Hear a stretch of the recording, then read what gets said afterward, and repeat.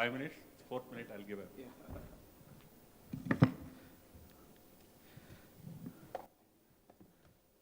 It's a great pleasure to be here in CII. I thank the leadership of CII under the leadership of Deepa and the team for organizing such a wonderful conference.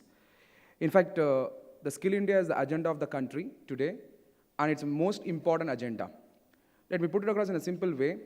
Whether it is Make in India, whether it is Digital India, whether it is Startup India, Stand Up India, or Accessible India, or any scheme that the government is bringing today, it is actually relying on the skill level of the country. And there is an urgent need to completely empower the citizens in the country. If you look at it is the agenda of the government, it is the agenda of the industry, it is the agenda of the academia also. Now the point is, how are we going to do this? Many people talk about the skill development at the college level, or probably post their college education, they look at empowering themselves with certification course. Let me tell you, this is not going to be useful to the citizen of the country, or rather the student who is going to get empowered post the college education. It has to go to the school level.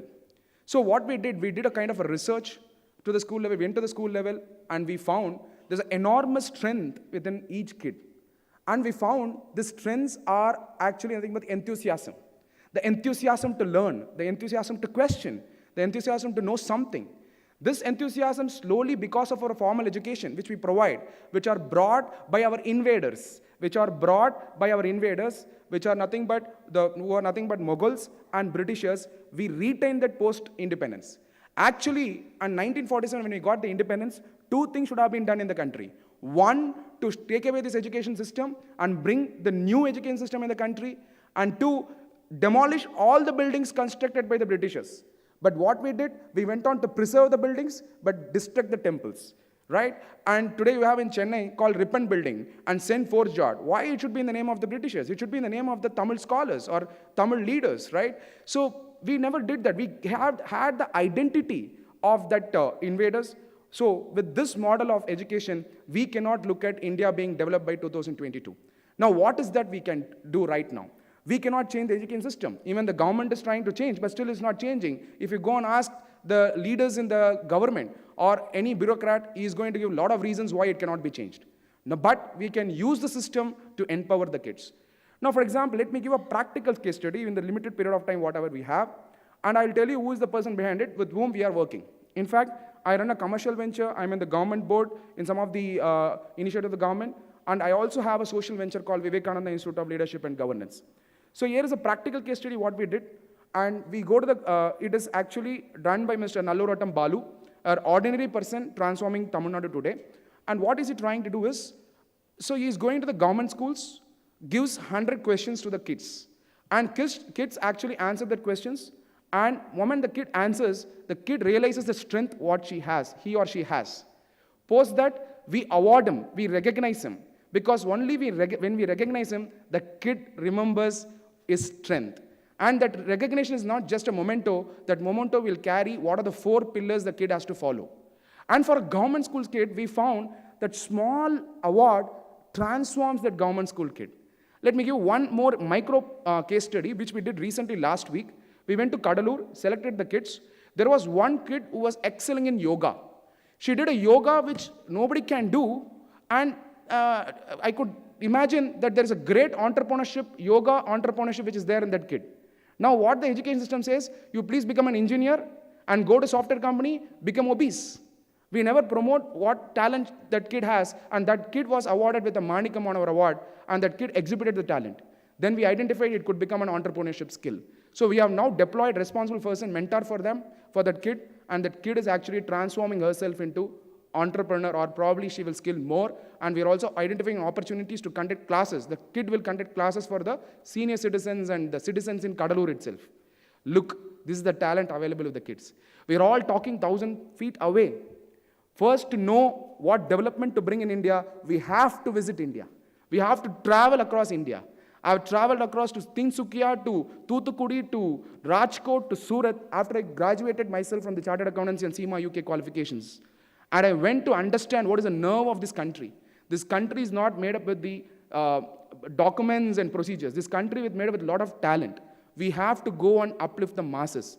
To uplift the masses, All the development professionals, education institutions should know the ground reality. Without knowing the ground reality, whatever we read and implement, it is going to be superficial. We need to go understand the ground realities, implement models of development. This session talks about foreign collaboration. As a universities, you cannot bring in the foreign university into India. But as a universities, you can bring the best skilled educators into your college who can come and transform your students. So identify the best skill providers across the world and bring them back here.